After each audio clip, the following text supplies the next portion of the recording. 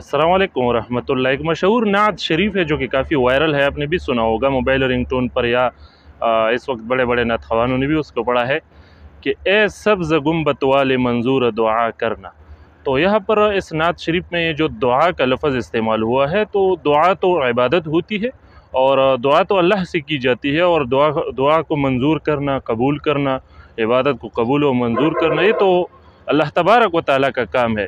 तो फिर हुजूर सल्लल्लाहु अलैहि वसल्लम मुबारक को मुखातब करके यानी इस तरह से कहना कि मंजूर दुआ करना, तो इसका फिर वो क्या मतलब हो सकता है? ये पढ़ना जायज़ है या नाजायज़ है? तो उसमें एक सहीहुल अक़ीदा और साहिब इल्म एक सही तावील और तौजीह उसमें कर सकता है, लेकिन क्या अवाम भी उसमें कोई तावील और तौजीह कर सकते हैं? तो बहरहाल ये सवाल वो एक मशहूर मारूफ आलिम मुफ्ती अशरफुल क़ादरी मुहद्दिस नेकाबादी साहब मरहूम से वो पूछा गया है, तो उन्होंने क्या जवाब दिया वो ज़रा सुन लो, फिर बात करते हैं। है सब्ज़ गुंबद वाले मंजूर दुआ करना मकबूल,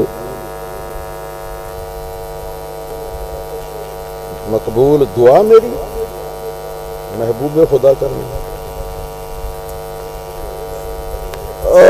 ये बात है कि अगर मुसलमान अपनी ज़ुबान से ये शेर पढ़ता है ना, तो उसका ईमान जो है अल्लाह ताला की तौहीद पर, वो इस बात का तकाजा करता है कि हम उसके कलाम की तौजीह करें, और तौजीह करने के साथ साथ उसको कुछ अच्छा मशवरा भी दे दे। तो तौजीह ये है कि दुआ का लुग़वी माना है पुकारना। ठीक है जी। तो ये वो पुकारना है कि जो मखलूक से कर सकती है। तो माना ये होगा कि ऐ सब्ज़ गुंबद वाले, हमारी पुकार जो है ना उसको मंजूर कर। हम जो आपकी बारगाह में जो हम इल्तिजा कर रहे हैं, अर्ज कर रहे हैं, उसको मंजूर करना, मकसद इसका ये है। इसलिए मुशरिक तो नहीं कह सकते। हाँ, अगर दुआ को दुआए शरी के मफ़हूम में वो ले और कहे कि दुआ का माना जो इबादत है, एक माना दुआ का इबादत भी है, मैं उस माने में लेकर कह रहा हूँ कि सब्ज़ गुंबद वाले मंजूर दुआ करना, ये नहीं मैं जो आपकी इबादत कर रहा हूँ उसको मंजूर करना। अगर कोई आदमी इस तरह वजाहत करके कह दे कि ये मेरी मुराद है, तो उसको हम मुशरिक ज़रूर कहेंगे, दार इस्लाम से खारिज करा देंगे।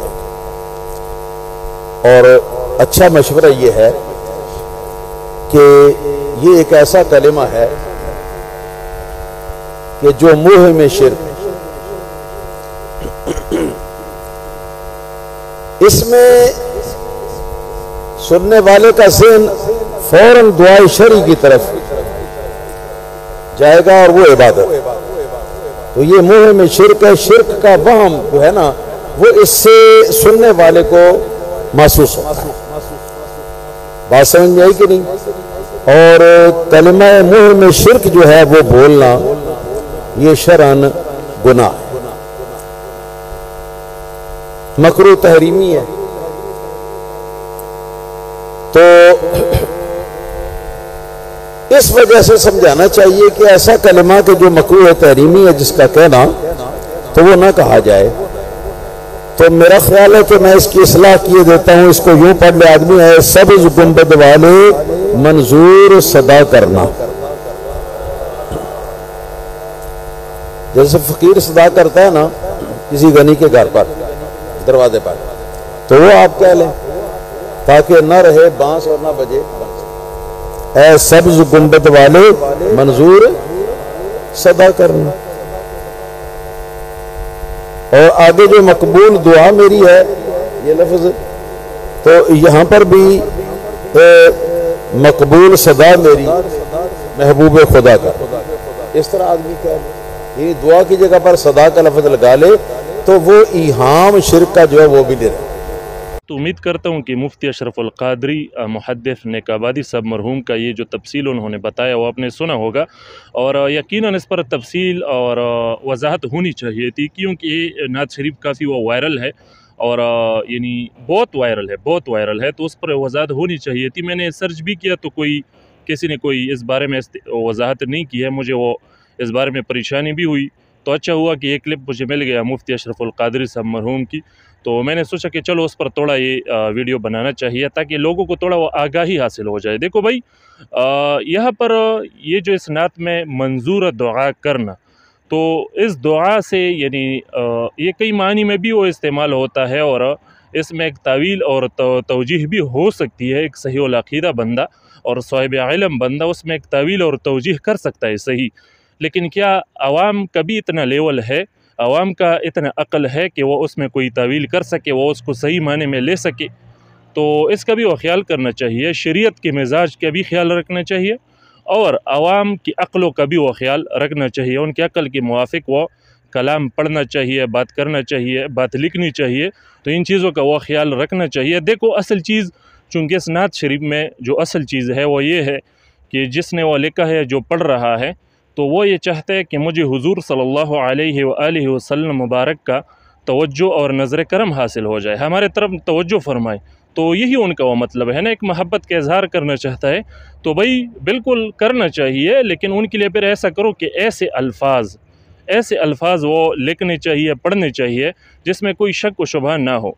तो मेरे ख़्याल में जितने भी माहिरीन है नात शरीफ लिखते हैं, वो पढ़ते हैं, जितनी भी यानी वो कलाम के लिखने पढ़ने वाले हैं, तो उनको चाहिए कि इसमें वो ये जो दुआ का लफ्ज़ है ये चेंज किया जाए और उसकी जगह कोई और ऐसा लफ्ज़ जिसमें कोई शक व शुबहा ना हो वो उसमें डाल दी जाए, तो यही वो बेहतर होगा। तो भाई उससे मकसद तो ये है ना नात शरीफ पढ़ने से कि अल्लाह तबारक व तआला राज़ी हो जाए और कि हुज़ूर सल्लल्लाहु अलैहि वसल्लम मुबारक के साथ महब्बत पैदा हो जाए, हुज़ूर सल्लल्लाहु अलैहि वसल्लम मुबारक का तवज्जो हासिल हो जाए, नज़र करम हासिल हो जाए, यही उसमें वो मकसद होता है।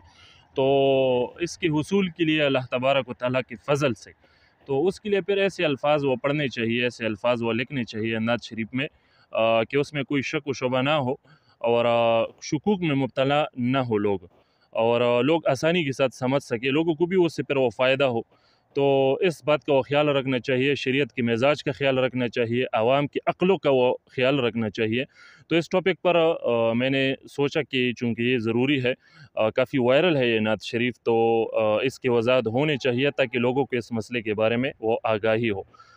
बाकी वो मैं पक्का सुन्नी हूँ ऐसा भी कोई बात नहीं है कि हम कोई मतलब वहाबी है या वो नात शरीफ के मुनकर है, अल्लाह ना करे।